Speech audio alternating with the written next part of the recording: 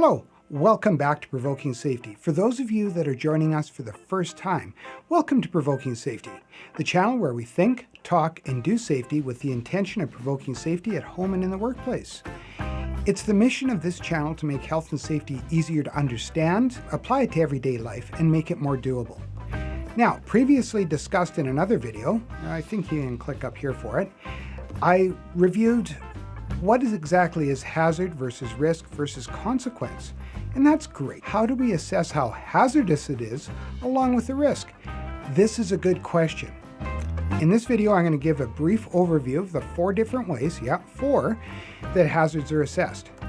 I'm going to give you three proactive ways and one reactive way.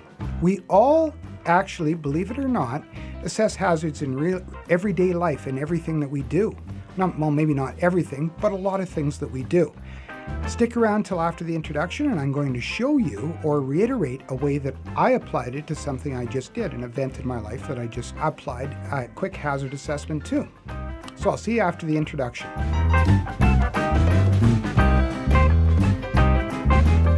As I said, I would give you an example of how I did a hazard assessment and applied it just to my everyday life, not in the workplace. I recently went on a hike in Kananaskis, which is west of Calgary, an excellent place to hike. If you're familiar with the mountains, you know that weather can change just like that, just on a dime. It can change on a dime. So you kind of have to be prepared. So one of the things to prepare yourself for is you look at the weather report the day before. I saw that it was going to be 30 degrees and sunny. Okay, so knowing that weather can change, I did pack a rain shell, but it was in the bottom of my pack. I also knew that in the mountains it gets windy and winds come up at any time, so long sleeve shirt, but just above the rain shell. However, I did know for sure that it was going to be sunny and hot. So lots of water and sunscreen. Applied the sunscreen, threw it in my pack, on top of the rain shell and the long sleeve shirt. The water was in the side parts and easy to access. Now, the other thing is you're always in bear country, so one of the things that's absolutely necessary is bear spray, and it's easy to get to and it's on my belt. So in a sense, I looked at the hazards that I may encounter and had some controls for them. Yeah, that seems pretty simple. Okay, pretty simple. Whether you're looking both ways when you cross the street, you're assessing for hazards, or something a bit more in-depth, like going on a trip and planning for that trip. We all assess hazards and consider the risk. We're just got to apply them to the workplace. Now to do so, just a quick recap on hazard and risk. Hazard, once again, is something that has a negative effect on anyone or anything it interacts with. Injury or illness to people can occur, damage to property and assets, and of course harm to the environment can result with exposure to a hazard. Risk, on the other hand, is the chance or probability of the manifestation of the consequence after interaction with or exposure to the hazard. I know, quite a bit of a mouthful, but basically, the more you do something that has a hazard associated with it, or the more frequently you repeat it, risk goes up. The question is, how do we assess hazards? Well, actually, there's a few ways. Number one on the list is a formal assessment of the duties and tasks performed in association with the job that a person does, or their position. Now, this is often referred to as a job hazard assessment or a job safety analysis, JHA or JSA, respectively. Both terms are pretty much synonymous.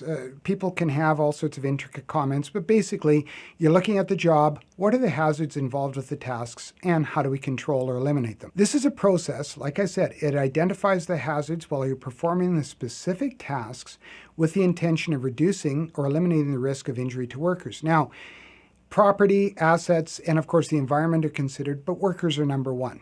This is a fairly in-depth process. It needs its own video.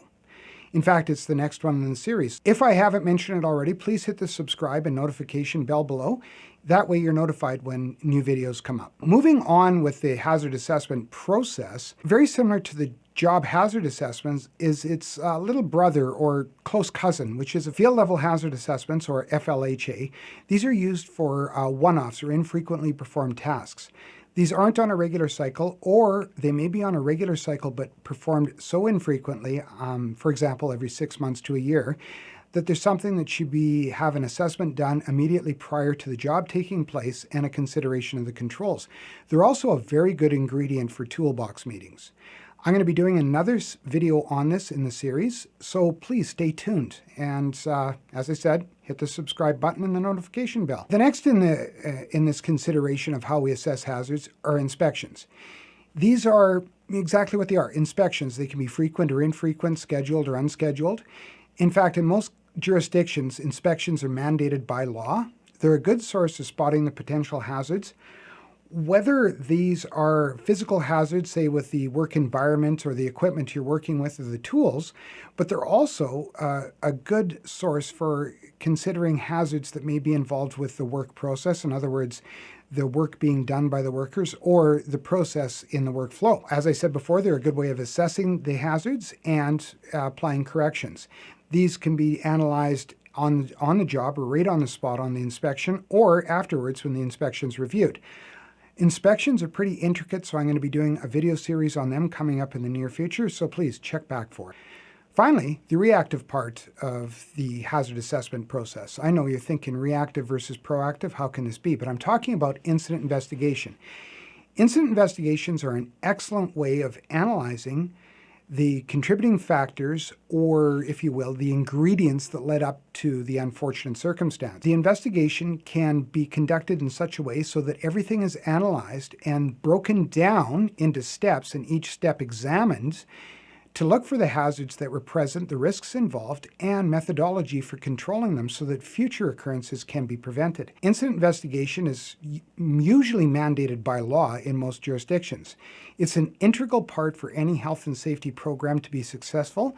So because of that, I'm going to be doing an in-depth video series on incident investigation in the near future. So please check back for that as well. In summary, we covered the job hazard assessment or job hazard analysis, or job safety analysis, whichever moniker you want to give it, the field level hazard assessment, a close cousin to it, inspections, and incident investigations. As I said, these are 4 different ways that hazards can be assessed and all have value in a health and safety program, and in many cases are mandated by law in a health and safety program or management system.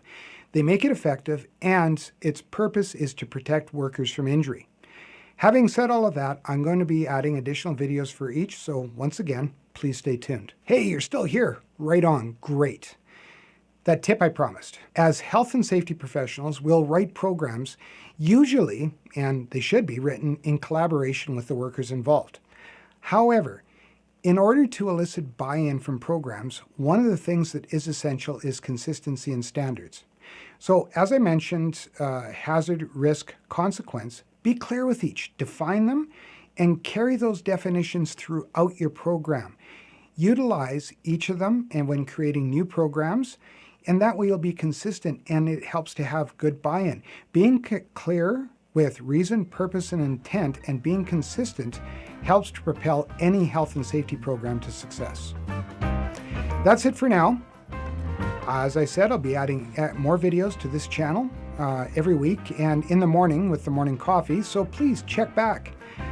Until then, think safety, talk safety, do safety with the intention of provoking safety at home and in the workplace. Thank you everyone for watching, and as I mentioned before, please subscribe, hit the notification bell. If you like the content, by all means hit the like button. If you didn't like it, go ahead, clobber the unlike button, but do me a favor, tell me why. Anyway, that's all for now. Thank you very much, take care, and I look forward to seeing you next time.